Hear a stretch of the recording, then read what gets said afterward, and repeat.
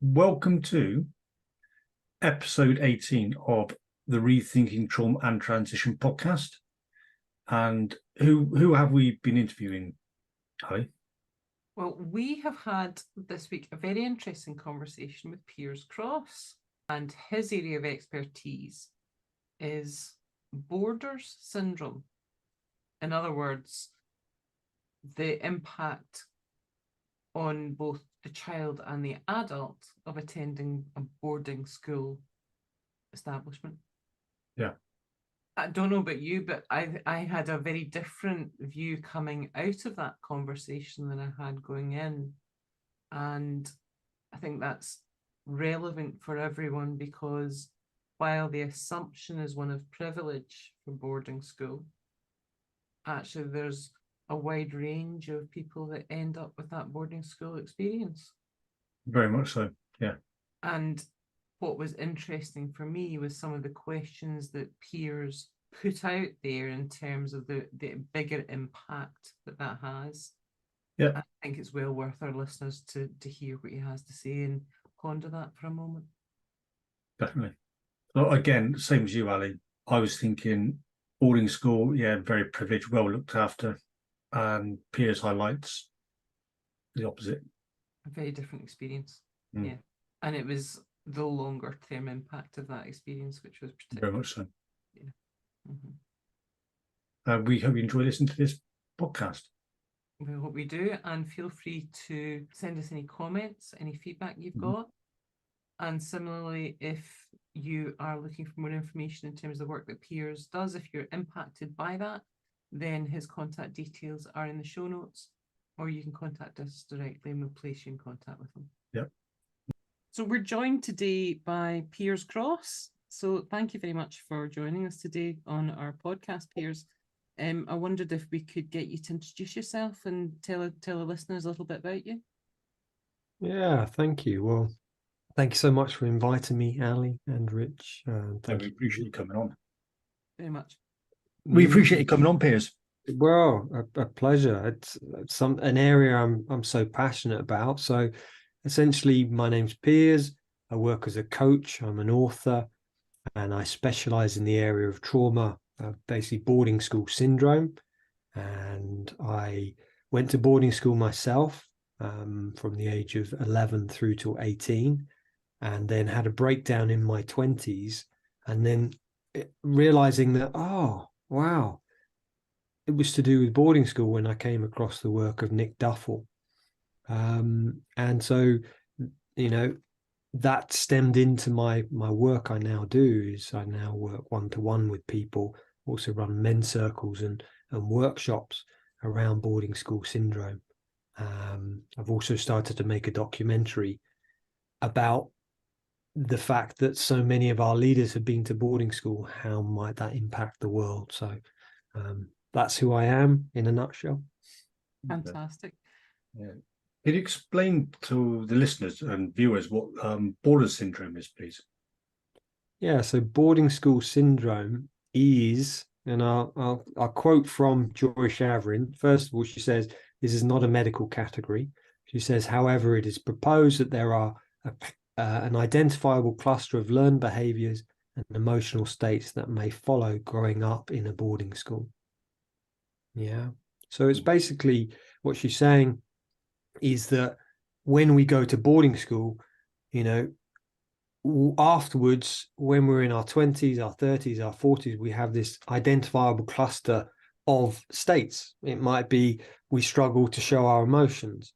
It might be that we workaholics, we can't stop, or we struggle in intimate relationships. And what the work of Joy Shavrin, Nick Duffel, myself is showing that this often stems from boarding school. Not everybody is negatively impacted by boarding school, but actually there are a lot of us. That early separation from family can negatively impact us. Mm-hmm. As you mentioned,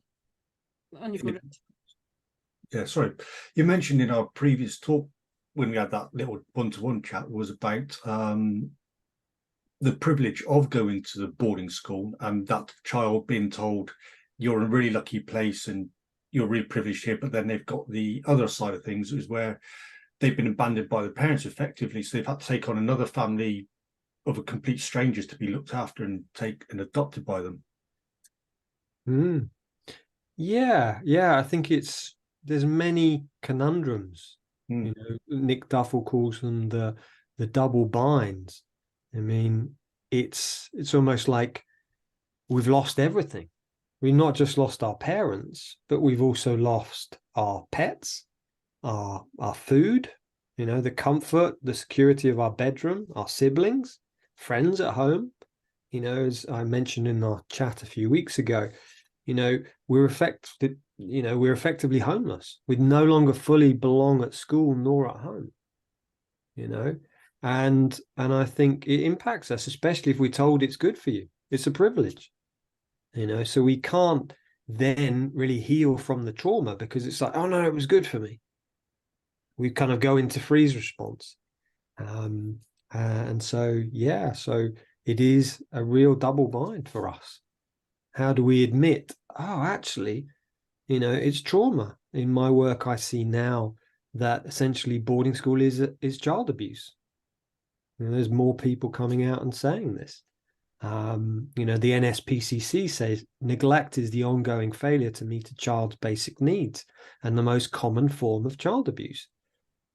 And I could say, you know, you've got 4 different types of neglect: physical, emotional, educational, and healthcare.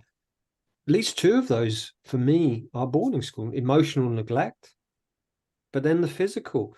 David Cameron, in his book on the record, you know, he says, or for the record, you know, he says that he lost a stone in his first year at school, and you know, the food, he had maggots in it. This is neglect. So yeah, you know, it is something to be asking questions about. Well, you'd expect the food from one of those top schools to be superb, wouldn't you? Yeah, but it was anything but that, because they were trying to, you know, prep schools especially, it was only the last 1 or 2 beds that they actually made any money. So they were always trying to cut costs. One of them was they've started to do this more now, but they often wouldn't employ teachers. They would employ ex-pupils to work as teachers. So they weren't actually educated to be teachers, you know, in order to save money. So, yeah, you would have thought so, but actually, because it was, you know, for a prep school, maybe 100 beds, you know, then you had all the expenses, you know, they often would have very poor food. I've heard this from many people. I was certainly hungry the first year. Often the first year you were, because you were at the bottom of the table. But many of my clients have said similar stories that they went hungry. Again, this is neglect. Yeah. So, but also then as well is having those former pupils as teachers perpetuate that cycle of neglect and abuse that was going on. Yeah, definitely. You know, because until we look at our trauma, you know, Peter Levine, one of the specialists in trauma, he says, you know, the effects of unresolved trauma can be devastating. Mm-hmm. So if we were traumatized in this environment, and you know, research is now showing, yes, this is a trauma, this is neglect, this is abuse, you then go back into the system as a teacher, yeah, you're just going to perpetuate things. You know, I think probably 1/3 to 1/2 of the teachers in my school were ex-boarders. So some of them had been to my school, but most were from other schools. Can I pick up on that emotional element there, I suppose, because what age on average do children start to board at? So on average, it's 8. So that strikes me as a very pivotal age in terms of the child's need for emotional stability, for development in terms of normalizing future behaviors, attachment styles, all of that sort of stuff. Yeah. I mean, I've just been speaking to someone who went age 6. I've worked with people age 5, and I'm friends with people who went age 4. You know, so when that child joins that boarding school, what surrogacy structures could you, I suppose I could classify them as, are in play to replace those missing attachments and those missing behavior patterns and examples and connection elements that the child can learn from? yeah, so I can only really speak from my own experience. So when I went age 11, I had this older boy who was 1 year older than me, called a nursemaid. He was 12, and he was to look out for me.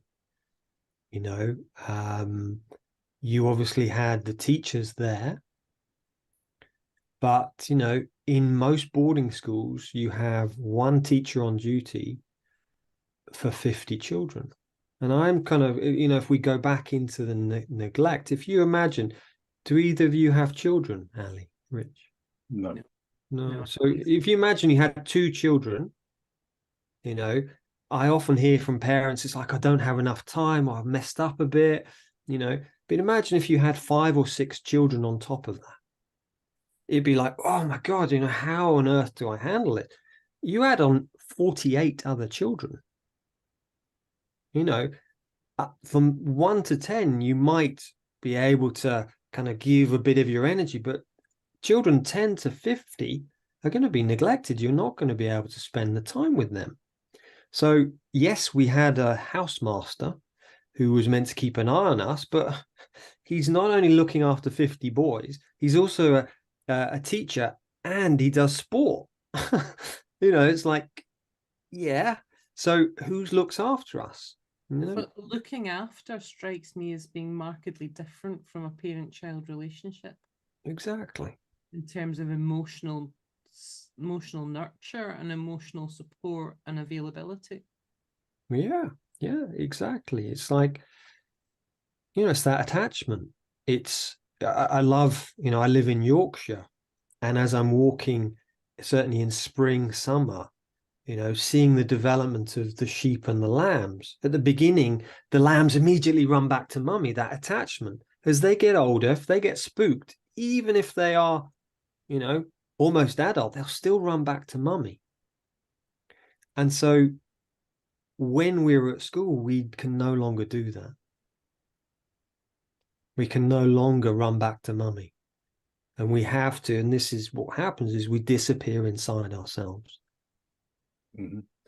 As you mentioned in our previous chat, that when one child starts cracking, then everybody else kind of bonds with that child to bring them back upstairs, papering over those cracks of breaking down and trying to seal all that up. Yeah. So if, you know, for example, again, an example from my time, after 3 weeks of being there, I suddenly realized I didn't want to be there anymore.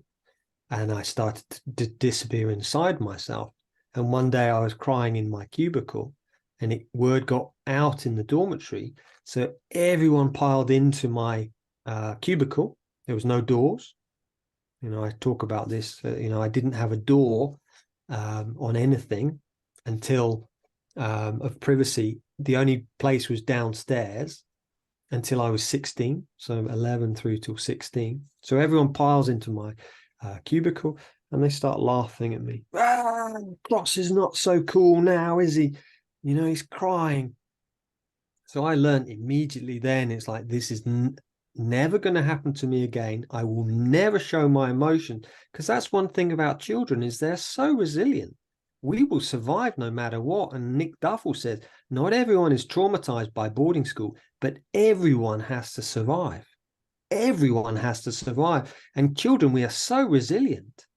We will find a way. And that, in that moment, when I cried, it was like, that's not happening again. For some children, they weren't as regulated as I was, as in shut down, able to shut down. And so they cried and everyone would laugh at them. Or if you got angry, you couldn't control your anger. Ah, psycho, psycho. You've got 20, 30 boys shouting. You know, so it might not have happened to you that happened, you know, like the tears and people shouting at you, but you saw it happen because there were no doors. And therefore you learned that part of me is not coming out. Well, that in a way is that's trauma, isn't it? Whether it's happening directly to you, you're observing it, the impact in terms of how much it shakes you to your core can't be underestimated, especially when you are very vulnerable, away from your support networks and with no emotional support or availability around about you to reassure you. Yeah. And we've normalized it in the UK. I mean, I've been reading Bear Grylls' book the last week, you know, and he says in there that, you know, SAS selection was easier for him than boarding school. That's quite a statement. You know, and he is this guy who's one of the toughest men. He says some very powerful things in there. I can't remember it, quotes off by heart, but he said something like, boarding school makes you weak. I was strong before I got there, but it just put me into fear. You know, something along those lines. It's like, wow. I think last year he was interviewed by Louis Theroux, who was also an ex-boarder, talking about this. And it was like, brilliant. Thank you for speaking up there.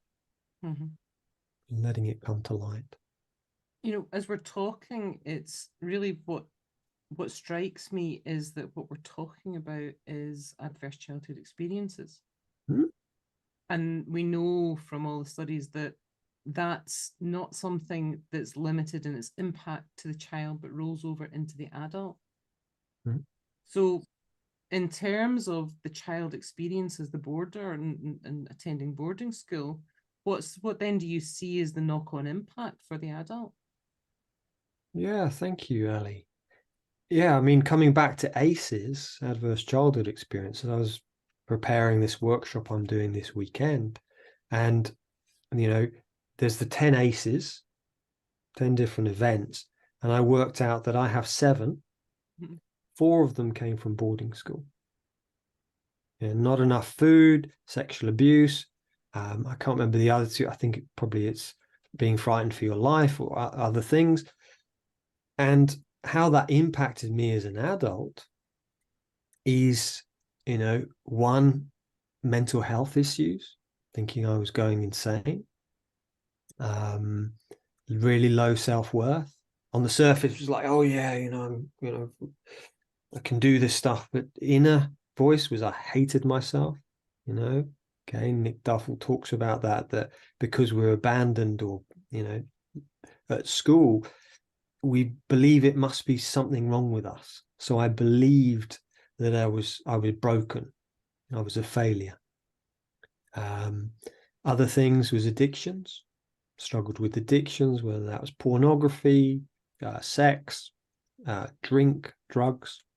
And again, that's very similar. You know, I was reading Annabelle Gonzalez's work in It's Not Me, and she was saying about the adverse childhood experiences that 4 and above, you're likely to have addictions, things like that. So how else? And struggle in intimate relations. I couldn't love anyone. I realized I'd been with a partner for 3 or 4 years. And I was like, oh my God, I don't love her. And as I reflected later on, and I did some writing, I was on my own for 8 years, I realized the only person I'd ever loved or thing was my dog pre-boarding school. I hated my parents at that time in my 20s. Now I learned to love them. But that was the reality. That was the only way I could cope with that break of attachment was I hate you. I suppose that comes down to that question of where do we learn to love from? Yeah. We model from our parents. How are they interacting with each other? And if they're not there, who? From the boys, because there's no adults. Or there are adults, you know. But they're not there, even though they are. they are not there. So you learn from the other boys. And what are they modeling? Well, you don't touch each other, because if you do, that's gay. And that's the ultimate, in my school, the ultimate insult, to touch. I was talking to one of the guys I was at school with a few months ago, and he says, isn't it bizarre that in the 7 years we were there, no one came out as gay, whereas we knew that half our teachers were gay? And it was like, that's such a strange thing, you know? So, yeah.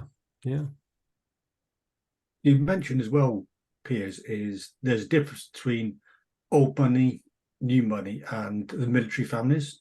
How they the old money and how they outrank each other and all that kind of thing.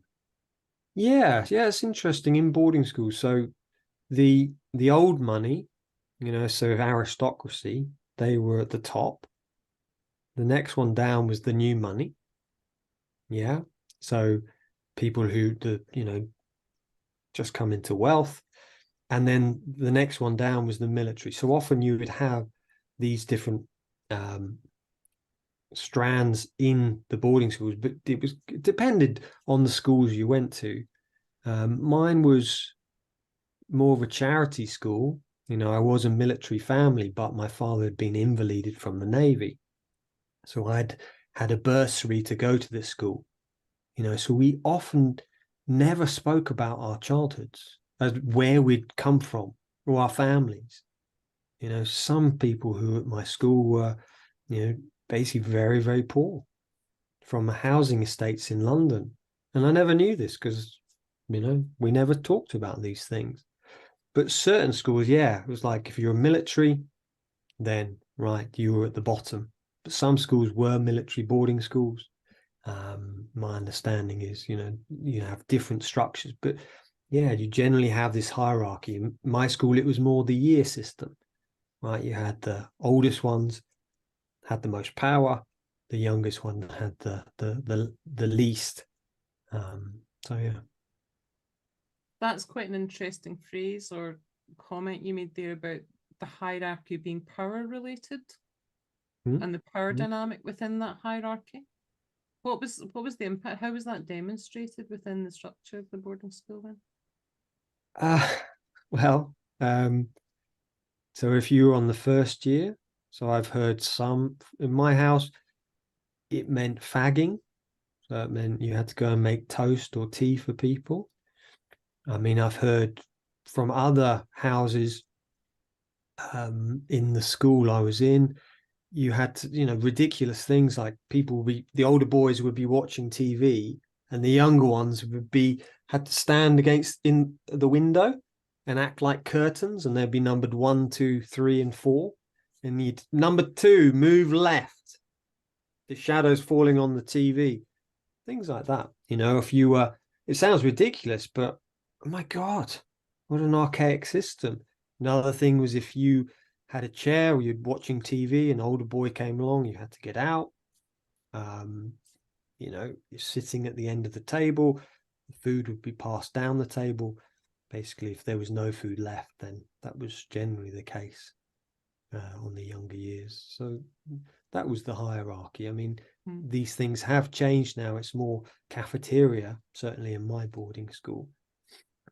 But that's how it was then. And if you read a lot of the biographies of people that I've been researching, like Bear Grylls or Ralph Fiennes. So Ralph Fiennes, it's like, oh yeah, same thing was happening then. Bullying. I talk about that in Eton a lot of bullying.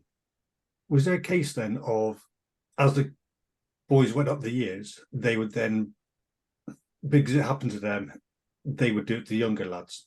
Yeah. It was like a privilege. It's like, oh God, I'm not being bullied. I'm now on the second year. It's now my privilege. I can get others to do things for me.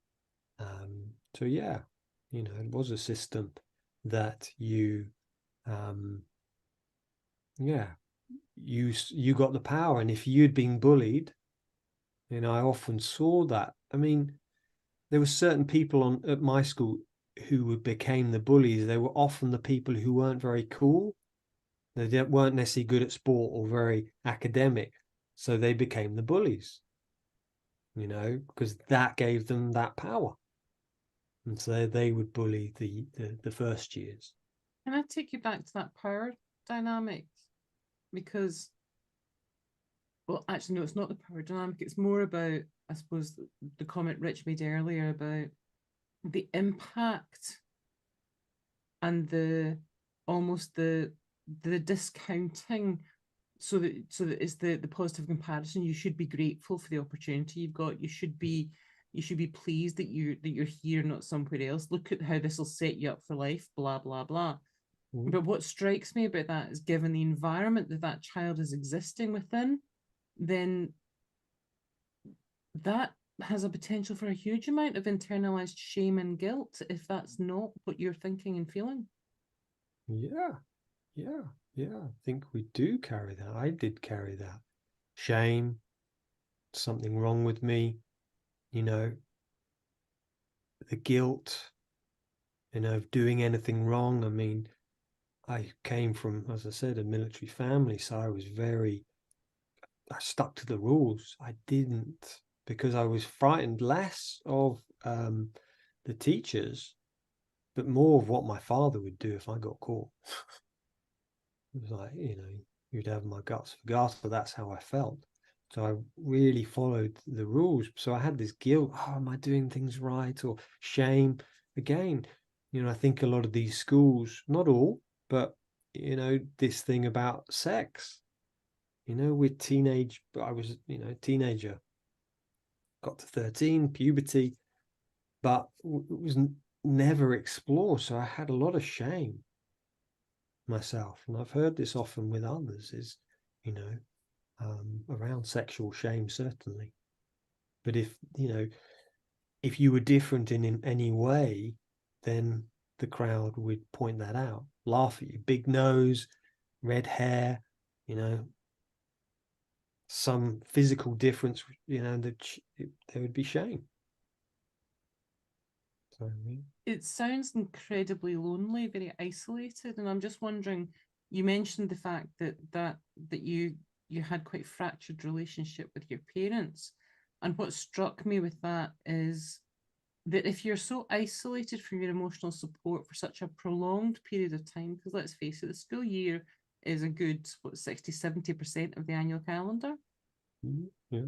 then that must impact then on those holiday periods when you're then reintegrating back into that family unit and the relationship, because you're bringing all of those emotions, those conflicted feelings, those senses of isolation, abandonment, betrayal back into that dynamic. And that must then further almost fracture, and I'm wondering if that almost further isolates that child in a way sometimes. Yeah, I think it splits us. You know, it's like there was a guy who was called Alex at home and Boris at boarding school. And he's known by everyone as Boris nowadays. I was called Piers at home and Simon or Ziggy at school. I had a split. You know, I realized that Piers, it was like no one else apart from one other had my name. I was like, oh, I'm going to change my name. So I changed my name to Simon, and then it became Ziggy. So I thought it's better that I make up a nickname rather than having someone else give me a nickname. So I think there is that split. You know, we exist in different worlds. It's like the home world and then the school world. And I hear this with clients all the time. They're comfortable at work, the school world. They're uncomfortable at home with their families. Because there is that split. They don't know how to be a whole person. And that's part of our healing. Is that because they've normalized for validation?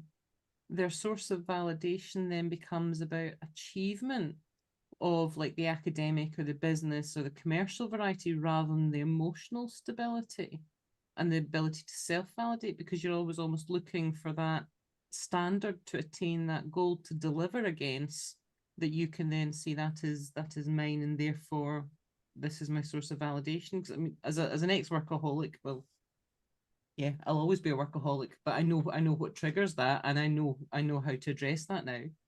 But certainly for me, that was very much about turning away from the emotions that I was finding difficult to deal with at the time, because it was much easier to deal and deliver in a work environment than it was with the emotional environment. Yeah, I think there's two elements here, Ali. One is timetabling. So at a boarding school, and a bit like the military, you know, that's why so many ex-boarders go into the military, is they're very similar. You know, that you're from 7 o'clock in the morning through till 9:30 at night. You are timetabled. For those first few years, you have no free time. You know, I think you've always got something to do. And therefore, when we graduate, we feel comfortable. It's just the norm is like, we need to be doing stuff, you know, because if you could just relaxing, especially those first few years, it'd be like, right, you go and do something. Go and make me toast if you were ever seen to be stopping, you know. So, you know, that's the timetabling thing. And I think, yeah, so we were just comfortable working, whereas we weren't comfortable just relaxing, you know. And that's why often ex-boarders or people who've been through trauma go into burnout, breakdown, because like me, I just couldn't stop. You know, that's what happened in the monastery. I was there for 1.5 years. And, you know, whether I've mentioned that, but yeah, had a breakdown, ended up in a Buddhist monastery, and I was living in the same space. And for the first year, I just worked really hard. And it was lovely because I was doing things I enjoyed, but I was never stopping. I couldn't switch off. And after 1.5 years, I had a breakdown physically. I couldn't get out of bed, chronic fatigue, ME. And it was like the body says, no, stop, Piers. And that's what I often see with clients is the body or their emotion, something, I can't do this anymore. And then we have a breakdown of some sort. What ways do you help your clients with their situation? Yeah, so there's two main ways. One is conscious. So we've learned all of these negative patterns, these negative belief systems from school or through trauma. So what I organize with them is to start learning new techniques. So it might be, for example, I use tapping a lot to calm the nervous system down. You know, so much scientific, I think there's 55 studies showing this really works for just calming down the fight, flight, freeze response. One of the people I interviewed, Dawson Church, he has a charity in the US that works with people coming back from the military with PTSD, and he does tapping with them. So that's one of the things. And the other thing is, yeah, getting people to share their stories, to connect again with their emotions. It's like, what do you feel? And one of the ways we cope with boarding school is we dissociate. Yeah. And therefore part of the healing is, what am I feeling? And it's like a language. You've got to learn that language again. The beautiful thing is, a bit like riding a bike. We learnt it before. We just have to relearn it. But it takes time. And it's that consistency of, right, showing up every single day. So with my clients, it's getting them every day to do a practice. What am I feeling? Or meditating, being with myself. You know, and yeah, there's many different ways, but I see one of the ways is really to connect to the emotions, but also the tapping. If there's grief there, or if there's some trauma there, it's like doing the tapping and just releasing that from the nervous system. It strikes me that identification of those emotions might be a big issue for a lot of people, especially if there's that disassociation there. The dissociation is almost kind of, I'm so distant from my emotional repertoire that actually I might recognize that I'm feeling something, but I'm unable to attach the label to it. Yeah. It's, you know, again, Annabelle Gonzalez, it's not me, it's not my feeling. And it is, and I've been reading, and I'm interviewing in a few days, Richard Grannon, who talks about narcissism. Yeah, and he's an ex-boarder himself, and he talks in his book about this idea of the feeling, is it the feeling wheel? And so we look at a wheel and it's like, what am I feeling? Oh, I think it's fear. And then having a look, what's the word? Actually, it's fear. It's, you know, feeling really scared or whatever the other word is.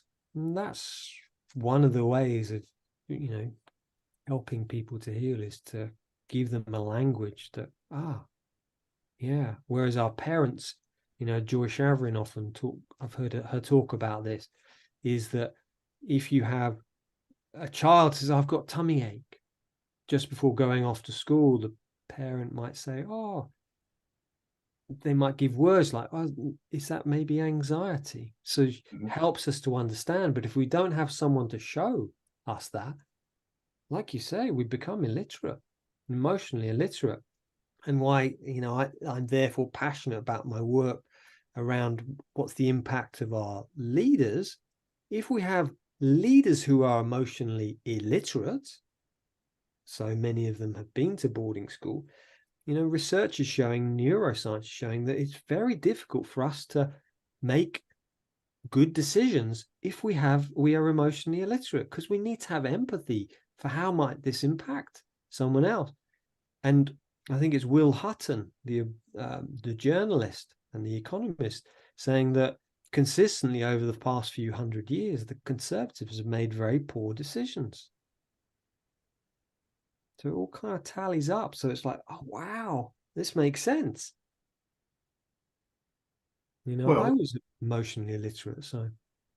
I'm also guessing if people are in a continuous state of fight, flight, freeze and all that, they're in a survival state of mind. So not able to fully function and make those proper, well-formed, rational decisions. Exactly. Yeah, exactly. We're just surviving. Not, you know, if you think of a benevolent leader like a Dalai Lama or a Nelson Mandela, it's like, yeah, they could just think rather than reacting. I see with our leaders, especially those who've been through boarding school, they're reacting a lot rather than, actually, what do I feel? Actually, no, this doesn't feel right. I'm not going to do this. And it doesn't help how Parliament's set up either, is it? It's very confrontational. Yeah, it looks exactly like the chapel I used to have to go to. You know, that's, you know, Nick Duffel said that in his book, Wounded Leaders. It's just like a public school. They feel very comfortable. They've been used to that, you know, for years. So to get to the Parliament, it's like, oh, yeah, feel comfortable in this environment. And it is very confrontational. That sounds like the relationships then that are built in those arenas are very transactional, with a very low emotional quotient within them. Yeah, I think so. I think, you know, for me, I didn't have any close friends at school. I had lots of acquaintances. You know, once there was one guy who I really got on with, but I didn't really share any of my feelings with him. You know, so we shared a study together, lovely guy, and we're still friends now. And yet, yeah, like you say, it's like, well, what can I get from you? And I see this is one of our struggles in relationship, but also I see on a greater level, on a bigger level with our leaders, is this idea that, what can I get from you? But that's not a relationship. A relationship is where we go to give, not take. What can I get?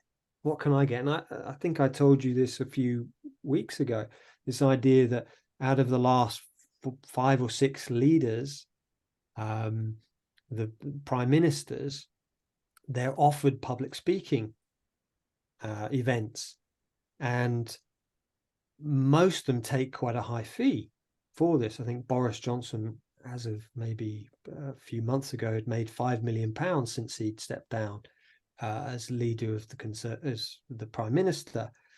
That they take all of that money for themselves. But one leader, Craig Brown, has always given the money to charity. And he's the only one who's not an ex-boarder. And obviously there's other Liz Truss and people like that, but it's like, oh, that's interesting. It's always transactional. What can I get? Because underneath that is, I'm not good enough. So I take it, does that mean that the majority of the people that work with you, Piers, are men? Is there a different experience for women that have experienced that boarding school environment?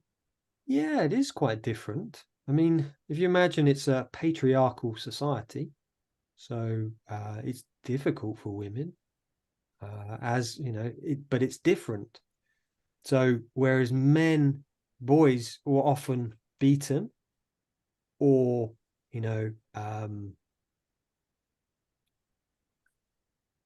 that was often the way of punishment. For women, for girls at boarding schools, often shame. They were often shamed. But essentially, most aspects are very similar. You still get the food, you still get the break of it, the bad food, the break of attachment, the timetabling.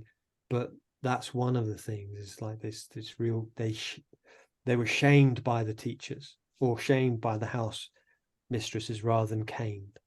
That's a very heavy burden to give a child. What was that? I said that's a very heavy burden to give a child. Exactly. Going back to your acquaintances, was that more of like protecting yourself, protecting them from getting too close to anybody? Yeah. So, if I wasn't, I think I learned quite quickly that it was dangerous to have friends, to allow people to get close. One, I've lost my family. So it's like, it's avoidant attachment is keeping intimacy at arm's length. That's what avoidant attachment is. That's what boarding school does, is it breaks that attachment. You become, most people I know, is avoidant. So it's like, friendships, when I used to share on my first year at school, personal things with others, and then they use that as a currency to suddenly got out. It's like, oh my God, it's not safe to share anything with anyone. So you learn not to say anything. And the problem is, so therefore I learned not to be vulnerable. But in order to have friendships, you need to be vulnerable. In order to have a relationship with an intimate partner, you need to be vulnerable and say, actually, I'm struggling now. But that's something we really struggle with, to be vulnerable. And it takes time. Like I said, that's just like, what am I feeling? Oh, some grief or whatever. And that's okay. I think Rich and I have talked before about that, about how sometimes we have to learn how to trust. And it's something that we practice. It's a practiced skill. And that when we don't practice it, that sometimes when we finally pluck up the courage to take the leap, that can lead to a point where it's almost like the metaphorical, all our eggs in one basket. So we overcommit that trust, having not learned to give it in small bite-sized chunks to test the capacity of that trust in a safer way, which leaves us almost in a self-fulfilling situation of trust is something to be avoided. I had a conversation with someone today about trust, that as most ex-boarders, we don't trust anyone. In my work with people, one of the things I do is I share my story with them, because that helps them to see they're not alone. And that's why I think doing things like group circles or men's groups, women's groups, where you're all sharing and going, this was my boarding school experience, this was my trauma experience, this was my military experience, and you go, God, I'm not alone. And I can start to trust little bit by little bit by little bit. You know, I didn't trust anyone, and through having a relationship now for 15 years and having a securely attached woman, I've learned to become securely attached myself. And I've learned to trust her, that she's not going to go anywhere. She's not going to, and it's like, that's felt such a blessing. My wife's such a blessing. So yeah.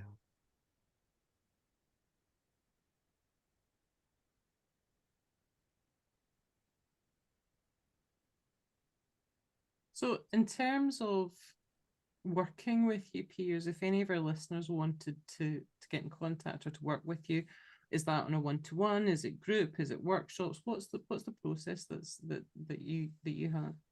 Thank you, Ali. Yeah, so I do one-to-one work. I also do workshops as well. I've got one this Saturday, but might have gone by the time this goes live. But just started to do them on boarding school syndrome and recovery. And I also do a men's circle, which happens every month on the third Thursday of the month. And I also do a podcast, and I'm on social media and videos. I put a video up on YouTube once a week on the Wednesday. So yeah, it's, you know, that's a lot of my work is one-to-one work. You know, 90%, 95% are men. I do work with females who reach out to me and going, I love what you do, you know, please can I work with you? I'm like, sure. You know, and I've worked with quite a few people from my ex-boarding school actually as well. And is that face to face, or do you work virtually, or? So virtually, Right. because boarding school's such a niche, it's only say 1% of the population. I have clients, ones in Japan, I had ones in South America, Norway, France, Spain, all over. So yeah, so I work virtually, and I find it works really well because, you know, as I tap, I get them to tap, therefore they're getting the healing. And so yeah, so that's how I work. Wonderful. So What's the name of your book, please, Piers? My first book's called How to Survive and Thrive in Challenging Times. So it's one I wrote after the monastery about 10 years ago. And it's like 101 different ways, you know, ideas, tools for healing from trauma. And I also share some of my stories in there of boarding school. I also spent time in Africa, you know, struggling with addictions and mental health issues. So that's my first book. My second book, called Boarding School Trauma and Recovery, it was rejected by the publishers, so I am rewriting it and watch this space. I look forward to seeing it in print. Thank you. And good luck with the documentary. And do let us know when it's due to be released. Yeah, thank you. Yeah, I'm excited about the documentary. I just something, it feels like it's like 3 steps. First was the impact of boarding school on me, then the impact on the clients and the people I know, and then it's like, oh, well, how might it impact the leaders if so many of them have been to boarding school? Richard Branson, you know, Elon Musk, Mark Zuckerberg, Donald Trump, all of these people. You're like, well, let's ask that question. You know, does that impact their decision making? And as the 99% who didn't go to boarding school, well, how does that affect us? You know, just simple things like, for me, one of the ABCD of boarding school syndrome is C, captivity. You know, might that have something to do with lockdowns, to ask the question, oh, wait a minute, someone who's not dealt with their trauma, will they project that onto the world? And I think it's a good question to ask. Yeah. How similar then, Piers, is the border school experience across the world that you know of? Or can you speak of, say, the States and Canada and places like that? Yeah. So, you know, I've interviewed a few people on my podcast about this. So America, they kind of, in most countries, it's usually just one or two areas of society that use the boarding schools. So it's either rich families, or it's aristocracy or something like that, or say that's America, or so you've got the Ivy League schools and things like that. And that's similar in Norway and other countries which do have boarding schools. In the UK, it's across all areas of life. So it's legal, military, media. They all use, many of them have been to boarding school. How they differ is, I think America in, say, 1890, they used as the Bible Tom Brown's School Days to work out how they were going to run their schools, which is quite a brutal and harrowing tale, Tom Brown's School Days. And that's how a lot of these schools were set up. I think America, in my understanding, I could be wrong, is they didn't take on a lot of the corporal punishment or the fagging that was very prevalent in the British boarding schools. It started to drop off now, but I have spoken to people who were in boarding school 10 years ago. They said, oh, fagging still was going on then. Just really depended on the housemaster. So that's my understanding is, and also in the UK, we generally go at age 8. I went to age 11. Some people it's age 13. But generally in the US, Canada, I think it's kind of more 13, my understanding. I think Donald Trump went age 13. I think similar Mark Zuckerberg. Elon Musk, because he was in South Africa, I think he went age 8 or 9. So that's the other difference. Mm-hmm.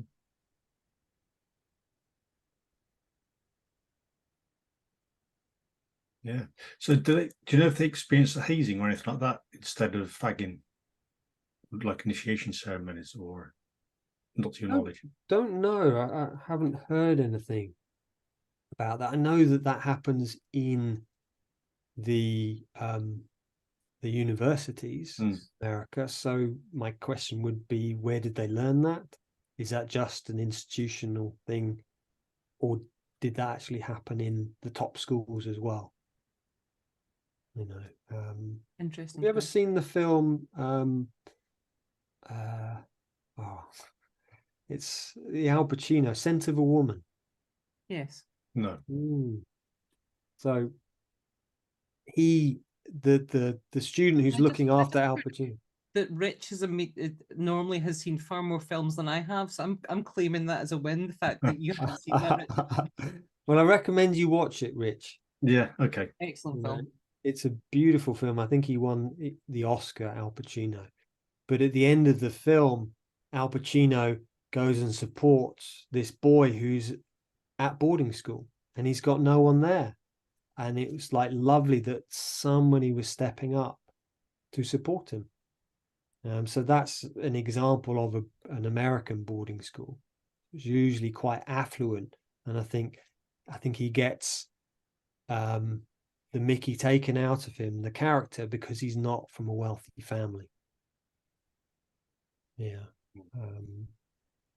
So yeah. Okay.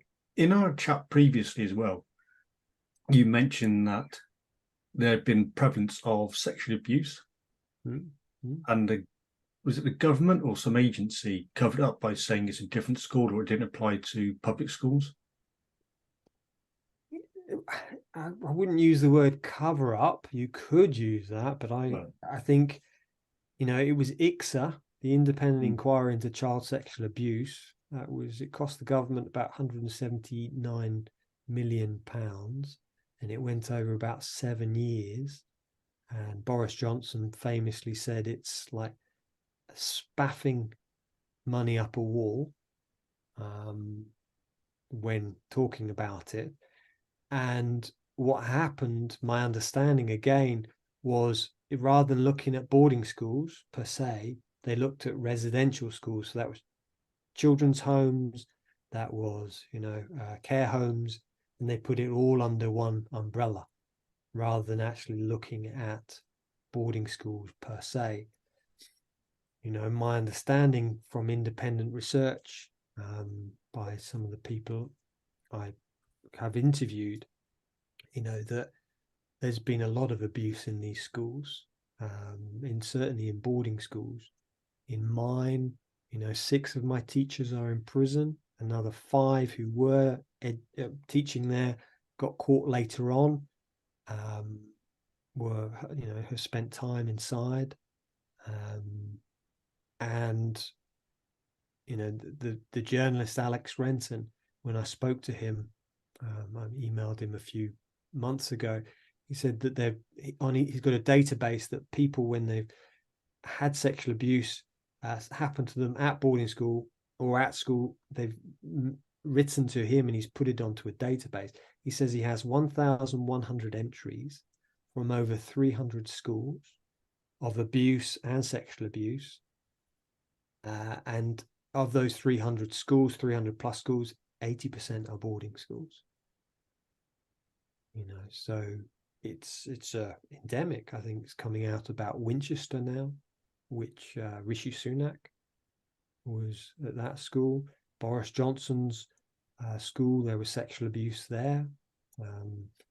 Richard Branson, on a BBC documentary 25 years ago, said he was sexually abused the first day of his public school at Stowe.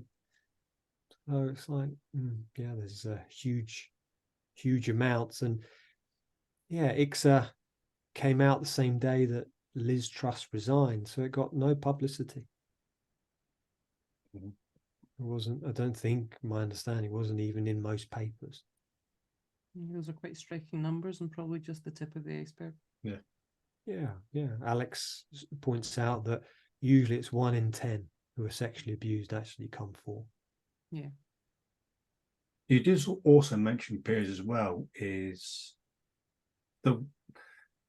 when parents were asked if they wanted to prosecute, they said no because it would affect their child's potential careers. Yeah, so that was a school down south. I think it was the police were trying to prosecute. They knew sexual abuse was going on, and they reached out to the parents saying, right, I know your child has been sexually abused, you know, we'd like to prosecute. And they're like, no, we don't want to sully the name of the school. And so they didn't prosecute. And so these teachers weren't prosecuted. You know, and I did speak to a head teacher, and he was talking about duty of care and this idea that at the moment the duty of care is to the institution. And he says it's the wrong way around. It should be to the child. Mm-hmm. Therefore, if the child's abused, right, teacher's out. Whereas because of the institution, you know, sexual abuse was going on at my school for 10, 12 years and nothing happened. They had safeguarding, but they just kept farming these teachers. Oh no, they need to leave. Some of them, they were getting,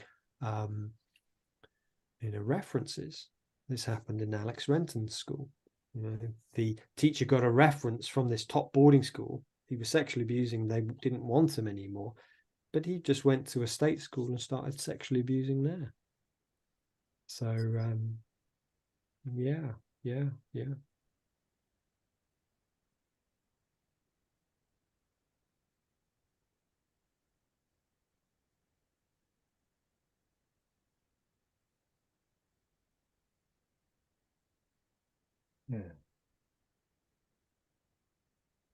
In terms of that,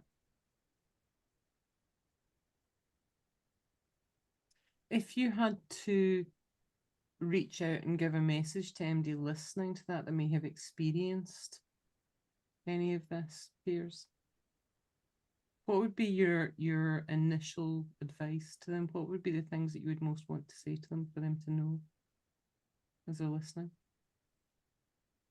That's the first thing is you're a wonderful being. We've learned to hate ourselves, many of us. It's such a vicious, vitriolic inner critic. So first thing is, you're a good person. Second thing would be, baby steps. And, one of the things most people come to me or I hear from ex-boarders is, oh no, it was the making of me. And actually for me, the question is research this stuff, read The Making of Them, read Boarding School Syndrome, and realize and educate yourself and then start to feel, oh my God, that happened to me. And be gentle. It's like not blowing the doors off the dam. It's like just little bit, becoming more emotionally literate. But yeah, that's the first thing is just, you're a wonderful being and just be gentle with yourself and be kind. And be kind to those who are around you as well. Because sometimes with trauma, we've disappeared inside ourselves and we're reacting, triggering, rather than, oh my God. Just breathe. How am I? Oh, I'm being rude here or nasty. That's the traumatized part. Well, what strikes me, Piers, is that there's almost that element in terms of what you've just said there. There's a sense of a life lived in denial of your own experiences to a certain extent until you come to that point of recognition, of knowing, of acknowledgement within that. But that also for me means that there's a route through that. That where you are at that point of acknowledgement is not a permanent state. That things can change for the better. Yeah, exactly. I think I have a 3-stage process for healing, and its first one is dissociation. And it's like this idea that we acknowledge, oh, I'm in denial, dissociation, let me educate myself. Second stage is, the awakening, and then we start grieving. Judith Herman in her book Trauma and Recovery talks about that. And the third stage is integration. And sometimes we try and go straight to integration. No, we've got to go through the valley of tears. Mm-hmm. We've got to feel this, go, this is what it felt like. I cried every day for 2 years as I grieved for all those people who died or what happened. Well, I think grief is, sometimes we attach grief to a past loss, when in actual fact it should be a future loss that we either didn't get to have or don't get to have. And it's almost the grieving, the alternative experience I could have had instead. Yeah. Totally. I think often, as for me, it's trauma is like living as a zombie. And I could be joyful, could live a joyful life. And that's possible. Just got to keep walking, keep making these steps, keep showing up. When it's difficult, do the practices, do what I need, meet with my group, do whatever. And then healing can happen. I suppose it's a bit like when we first learned to walk, isn't it? We didn't get it right in day one. We fell down a few times, we got a few skint knees, but we kept persevering, and with each small step, we got a bit better at it. Yeah. And I see this with, I've spoken to someone today, as we're so hard on ourselves. We don't allow ourselves to make mistakes. But that's a relationship. I spoke to a pediatrician called Dr. Claudia Gold, and she says, you've got rupture, and then repair. It's like, got this conflict, or I messed up within myself. That's all right. Pick myself up. And that's the natural way. That's the secure way of doing it. I messed up, begin again. Whereas the insecure way, or the traumatized way, is I messed up. I just give up. I can't do this. So no, we can do it. Just keep going, keep picking ourselves up. We can do this. We can. And if you could change anything about the system, Piers, what would you change? What would I change about the system? So I think age 16 is a good age to go to boarding school. Earlier than that, from attachment perspective, it's too young. Even 13 for me, that's the time we become sexual. We need privacy. We need the support to be able to retreat within ourselves. You've got all these emotions. So for me, if I was to change something, it's, as Nick Duffel talks about in his book, Wounded Leaders, to convert them into sixth form colleges, heart-centered, loving, nurturing places. That's what I would do. And I think, that everyone in society, in, Britain, goes to these schools. So we still use them, but just not for young children. So that's the one thing I would change is, originally I thought, no, 13 maybe. But it's like, no, the more I research, the more I see that, as my Jungian analyst I worked with for a number of years, she, I think it started working in the 50s, and she'd worked, 40, 50 years. She was in her late 80s when I worked with her. And she says, I've never met anyone who hasn't been negatively impacted by boarding school. So I think if we go at 16, my sister went at 16, it was a good experience for her. You've already got that inner structure. You're securely attached. You could, you've learned to self-validate. Exactly. Yeah. Obviously, some might go not insecurely attached, but essentially you can go and have a wonderful time. Yeah. The odds are more likely. Yeah, exactly. Thank you very much, Piers, for your time. An absolute Thank pleasure. you so much. It's been a lovely conversation with you. It's been really insightful. Well, thank you so much for your work, Rich and Ali. It's really important work, and really, love what you're doing with rethinking trauma and transition. It's like so needed. So thank you so much for inviting me on. That's my pleasure. Thank you. Let us know about the workshops, etc. Piers. Yeah. Will do. Take care and thank you. Thank you.